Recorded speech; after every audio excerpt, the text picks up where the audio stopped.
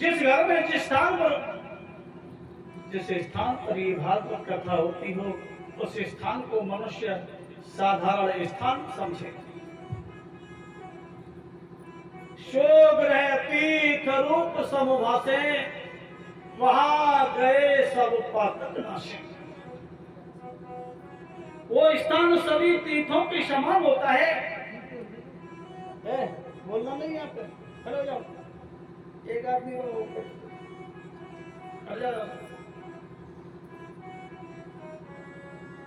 शोक तीर्थ रूप समभासे।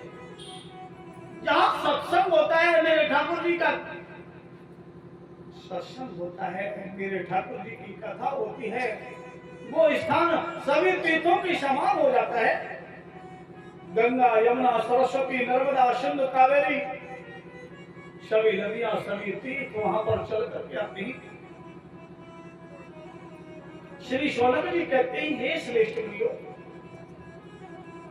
ये ठाकुर जी की जो कथा है सभी कथाओं का सार है। आज श्री शौनक जी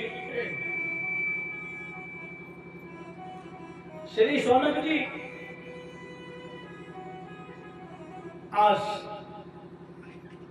88,000 ऋषियों को कथा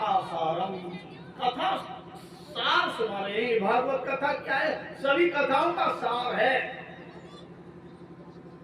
सभी साधु संत ऋषि मुनि कहते हैं भगवान हमको पिता की आवश्यकता नहीं, हमको सार चाहिए, सार।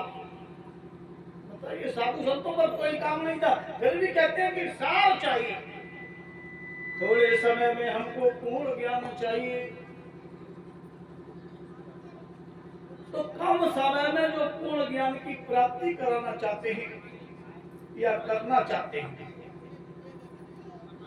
वो भागवत कथा को श्रवण करें समर्पण भाव से, एक चित्त होकर के, एक आसन पर बैठ करके, व्रत रह करके, ब्रह्मचर्य का पालन करके, हल्का भोजन लेकर, हल्का व्रत रह करके कथा को श्रवण करें। जो व्यक्ति ऐसा करते हैं, भागवत जी का पूजन करते हैं, एक आसन पर बैठ करके कथा को श्रवण करते हैं, उनकी आने वाली संतान विकास करती हुई चली जाती है। धन परिवार बढ़े व्यापारा, सहज होए भवसागर पारा। धन बढ़ता है, परिवार बढ़ता है, व्यापार बढ़ता है, अंत में भवरूपी सागर से पार हो जाते हैं। कथा सार श्री शौनक जी 88,000 ऋषियों को कथा का सार सुना रहे हैं। ये भागवत क्या है? 4 वेद 6 शास्त्र 18 पुराण का सार है। सार को कह रहे होता दे बुलाए। सार को हृदय में डाल लीजिए, कान के द्वारा वासना रूपी सर्पों का संहार करने वाली है। जब ये कथा हमारे हृदय में उतरने लग जाती है, कब से उतरती है मालूम है? जब हम कथा कराने की तैयारी करते हैं, कथा के लिए तैयार होते हैं। कैसे? जैसे सजती है सजनी सजन के लिए, इसी प्रकार जो जीव आत्मा है वो परमात्मा के लिए रेडी होती है, तैयार होती है। जब इसे ये कथा सार समझ में आने लग जाता है, बड़ी बड़ी बाधाओं को हटाती चली जाती है। श्री शौनक जी कहते हैं हे श्रेष्ठ मुनियों, जब मनुष्य सतोगुण के साथ एक चित्त होकर के कथा के साथ को श्रवण करता है तो उसके शरीर के सारे रोग नष्ट हो जाते हैं। तापत्रय विनाशाय श्री कृष्णाय वयं नमः। भगवान सच्चित आनंद स्वरूप है, सच्चिदानंद रूपाय विश्वोत्पत्त्यादिहेतवे तापत्रय विनाशाय श्री कृष्णाय वयं नमः। कलयुग में मनुष्य के पास सत्य है, चित्त है, लेकिन आनंद नहीं है। क्यों?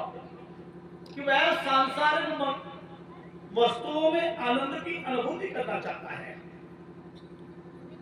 सांसारिक वस्तुओं में जीव को सुख मिल सकता है, कूलर पंखे की हवा ली तो क्या मिला? गर्मी लगी, कूलर पंखा में गए, एसी में गए तो क्या मिला? सुख मिला। शरीर को क्या मिलता है? सुख। अब वो सुख कब तक अच्छा लगता है? जब तक शरीर के अंदर परमात्मा विद्यमान है, परमात्मा विराजमान है। और जब परमात्मा शरीर को छोड़ देता है, आत्मा शरीर को छोड़ के चली जाती है, तो कूलर पंखा एसी सब रखे गए जाते हैं, फिर उसको लकड़ियों पर जला दिया जाता है। तापत्रय विनाशाय। तो भगवान की कथा सतोगुण के साथ एक चित होकर के एक आसन पर बैठ करके श्रवण करना चाहिए। परम आनंद की अनुभूति होने लग जाती है। कलयुगी मनुष्य के पास सुख है, सुख का विलोम क्या है? दुख। सुख के बाद दुख अवश्य आता है। हर्ष का विलोम विषाद है। जैसे लड़के का विवाह हुआ, बहू आई, माया लेके आई, लक्ष्मी आई, हर्ष हुआ। जब वही बहू धर्म का पालन नहीं करती है, गुटखा तंबाकू खाती है, सास को उल्टा सीधा बोलती है,